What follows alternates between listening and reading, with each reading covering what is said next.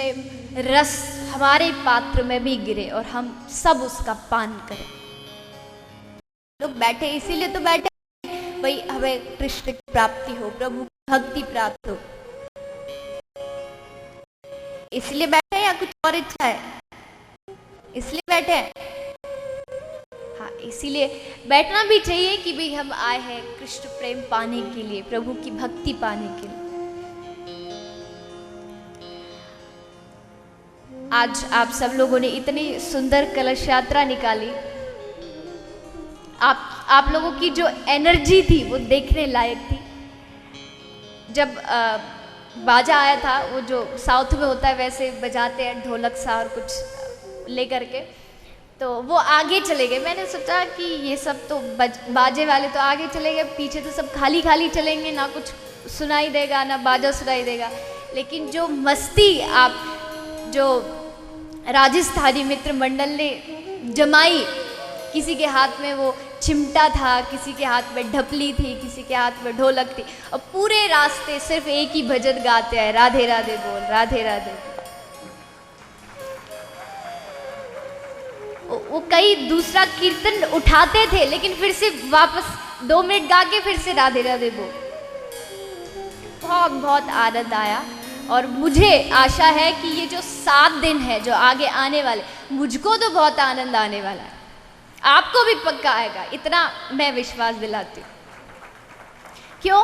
क्योंकि 7 साल हो गए मुझे कथा करते करते। वैसे तो बहुत छोटा समय है, लेकिन फिर भी 7 साल के अभ्यास से मैं श्रोता सामने वाले कैसे हैं उतना तो उनका चेहरा, उनका हाव भाव देख के पता चल जाता है। तो आप लोगों के बीच में आप बड़े अच्छे श्रोता, बड़ा आनंद आएगा। प्रेम के साथ, श्रद्धा के साथ हम 7 दिन तक कृष्ण नाम की इस नदी में डुबकी लगाएंगे, मन को पवित्र करेंगे। क्योंकि यहाँ मैं आपके इस शहर में या आपके पास कुछ सिद्ध करने नहीं आई हूँ, मुझे कुछ सिद्ध नहीं करना कि ऐसे है वैसे। यहाँ पर प्रभु ने हमको, आपको अपने मन को शुद्ध करने के लिए भेजा, मन को शुद्ध कर रहा बस। क्यों? क्योंकि ये जो मन है ये बड़ा बड़ा विचित्र है। अब एक छोटा सा उदाहरण मैं अगर आपको दूं, बहुत गर्मी पड़ रही है, कथा में हजारों की संख्या में भीड़ है, आप बैठे हैं, आपके पास में कोई अनजान व्यक्ति आके बैठ गया,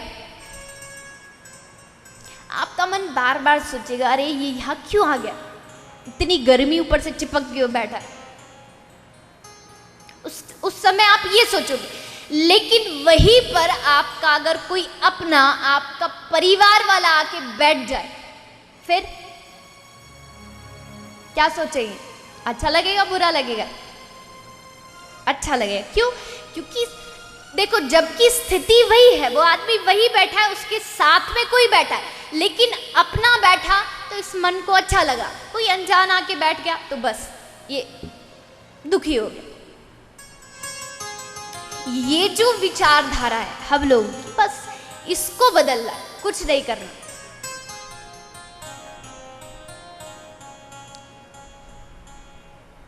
कहते हैं ना कि एक किसान जिसके खेत में सूखा पड़ जाता है, क्या करे, कैसे करे, बारिश नहीं है, बड़ा परेशान है, तो पास की एक नदी बहती है, उस नदी में से वो एक स्रोत बनाता है मिट्टी की और पानी को खींच के अपने खेत में लाता है।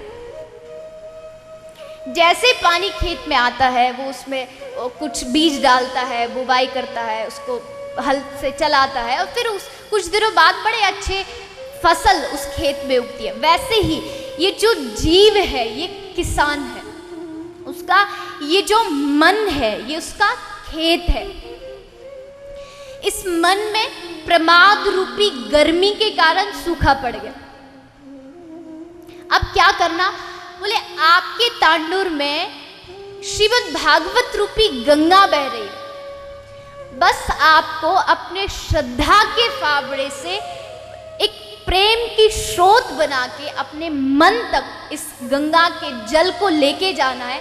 फिर देखना जैसे ही गंगा जल मन में जाएगा, आपके मन में कितने सुंदर कृष्ण रूपी प्रेम के पुष्प खिल जाएंगे। 7 दिन तक आपका यही काम है, श्रद्धा का फावड़ा लेके काम पर शुरू हो जाओ। मन को जो इतने जन्मों से भटक रहा है, कभी ये किया कभी, देखिए मैं, अगर आप मुझसे पूछे मन बुरा है तो बिल्कुल भी नहीं। बहुत से लोग मन को गाली देते हैं, अरे इस मन को मारो, इस मन को मार दो, इसकी इच्छाओं को।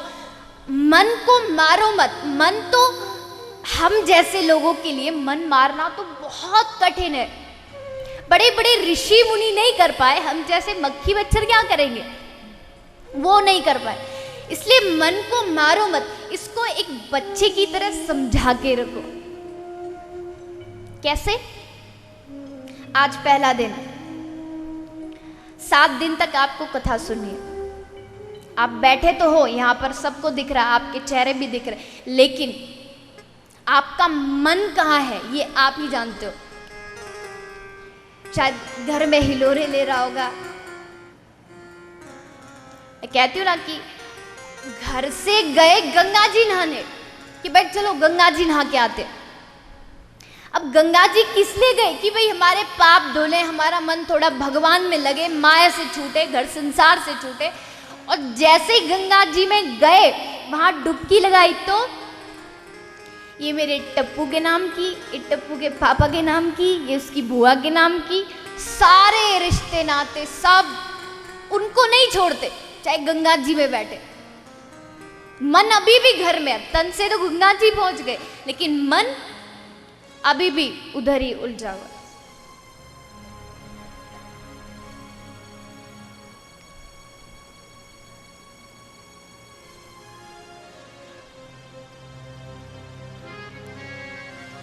तो इसलिए भाव के साथ, श्रद्धा के साथ हम श्रीमद् भागवत कथा में प्रवेश करते हैं, क्योंकि आज के युग में, आज का जो समय है, आज के युग में भागवत कथा होना बहुत आवश्यक है।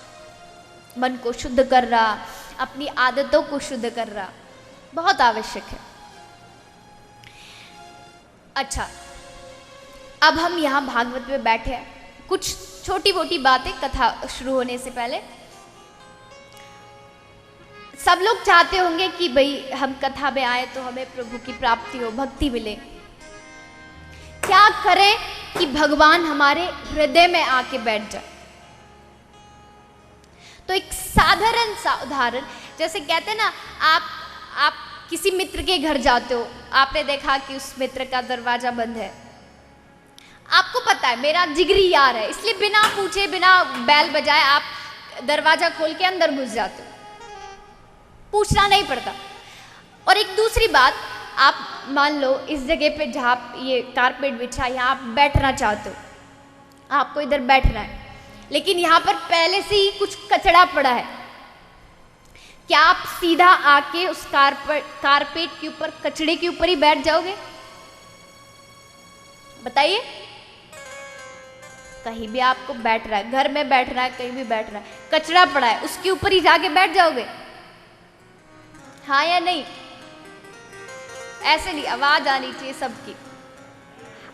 नहीं, नहीं बैठेंगे। कोई झाड़ू लेके आएगा, उसको साफ करेगा, उस पोछा लगाएगा, उसके बाद बैठेंगे। उसी तरह जब हम भागवत में बैठते हैं तो खुद भगवान श्री कृष्ण कानों के रूप में, भागवत जो है ये प्रभु का ही स्वरूप है, हर एक शब्द में प्रभु कृष्ण समाये है। तो जब भागवत के शब्द निकलते हैं, उनमें से प्रभु कानों के द्वारा हमारे हृदय में आके बैठते हैं। लेकिन हमारे हृदय में तो पहले से इतना कचरा पड़ा है, काम, क्रोध, लोभ, मोह। जैसे हम कचड़े के ऊपर नहीं बैठ सकते, वैसे ही भगवान भी नहीं बैठ सकते। तो भगवान क्या करेंगे? बोले प्रभु अपने हाथ पे झाड़ू लेके खुद हमारे हृदय में जितनी भी गंदगी है उस सब को भगवान झाड़ू लेके अपने आप साफ करें। हमको कुछ मेहनत करने की जरूरत नहीं है, बस हमको तो कथा में आके बैठना, आगे उसके ऊपर छोड़ो, वो खुद करेगा।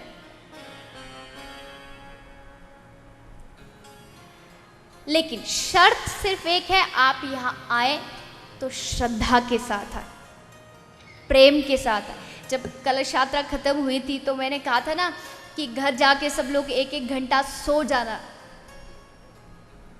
किसने कहा था? जो लोग आए थे कलश यात्रा उनको पता होगा कि 1-1 घंटे जाके सो जाना, नहीं तो नहीं सोए तो वैसे भी मौसम इतना अच्छा है, ठंडी ठंडी हवा चल रही हो, कूलर चल रही हो, ऊपर से अच्छा सा सोफा कुर्सी मिल जाए, आहा महाराज, फिर तो ऐसी समाधि लगती है 3 घंटे तक कि बस पूछो ही मत। फिर तो बैंड बाजा भी पास वैसे निकाल के ले जाओ कुछ। आप सोच के तो देखो, ये मनुष्य, इसका विचार कैसे बदल गया। ये जो तन है, ये जो शरीर है, इसको कथा अच्छी नहीं लगती, बिल्कुल भी अच्छी नहीं लगती। कथा अच्छी आत्मा को लगती है। आप घर में बैठो, शरीर कहेगा अरे भाई क्यों कथा में जाना, पता नहीं बैठने की जगह मिलेगी नहीं मिलेगी। आराम से घर में बेड पर बैठो, आस्था चैनल खोलो, एसी में आराम से, जब थोड़ा गर्मी लगे तो बहू से कुछ शरबत वरबत मंगा लो। क्या करेंगे वहां जाके? आत्मा कहती है नहीं, तू वहीं चल। आत्मा धक्के मार मार के यहां लेके आती है। यहाँ जितने भी बैठे सब आत्मा के धकेले बैठे। अब आ तो गए लेकिन बैठ गए। अब इस तन को, मैं आत्मा की बात नहीं तन की बात कर रही। तन को कथा अच्छी नहीं लगती। 2 मिनट बैठेगा, कभी उसके पैर दुखेंगे, कभी उसकी कमर दुखेगी, कभी उसको प्यास लगेगी। लेकिन इसी तन को अगर हजार की गड्डी, ये वाली गिनने को बिठा दो, फिर ते दनादर कुछ भी, पूरी बारात भी निकल जाए उसको तब भी पता नहीं चलेगा कि कुछ हुआ था। ये मनुष्य का विचार है, ये उसकी सोच के देखो कितनी अजीब बात है। इस शरीर को, इस तन को तो कथा अच्छी लगती नहीं। आत्मा, अब जैसे कहते हैं ना शरीर की खुराक भोजन है, इसको जब तक भोजन देते रहोगे चलता रहेगा चलता रहेगा। 2, 4, 5, 6 दिन भोजन नहीं खाओ तो ये चला जाएगा। वैसी आत्मा की खुराक क्या है? आत्मा की डाइट क्या है बताइए? देखो ऐसे चुप बैठने से तो काम चलेगा नहीं, आपको जो पूछो उसका उत्तर देना पड़ेगा। आत्मा की खुराक क्या है जी? हाँ, प्रभु का सत्संग, प्रभु की कथा। अब अगर इस आत्मा को उसकी पूरी खुराक नहीं दोगे तो फिर टेंशन होगी, फिर डिप्रेशन होगा, फिर अशांति होगी। ये दिन भर जो हम रोते रहते हैं, महाराज शांति दे दो, महाराज मन नहीं लगता, ध्यान नहीं, ये किस लिए? क्योंकि आत्मा को उसकी पूरी खुराक मिली नहीं। पूरी खुराक मिलेगी नहीं तो फिर कैसे काम चलेगा?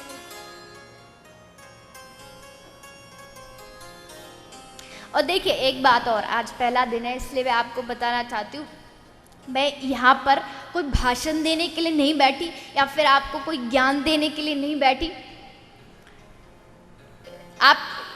हम सब आपस में बैठ के कुछ भगवान की चर्चा कर रहे हैं। 7 दिन तक ना मैं आपको कोई उपदेश दे रही ना आप दे रहे, बस बैठ के कुछ भगवान का नाम गाएंगे, कीर्तन करेंगे, कथा सुनेंगे और आनंद लेंगे। तो इसलिए शर्माइए मत किसी भी चीज़ में। अभी कीर्तन आए तो आराम से नाच के, ताली बजा के, और आप लोग तो नाचने में नंबर 1 हो, देख लिया। तो इसलिए अब बहाना भी नहीं चलेगा कि आता नहीं है। तो आइए भाव के साथ, श्रद्धा के साथ भागवत के महत्व में प्रवेश करते हैं।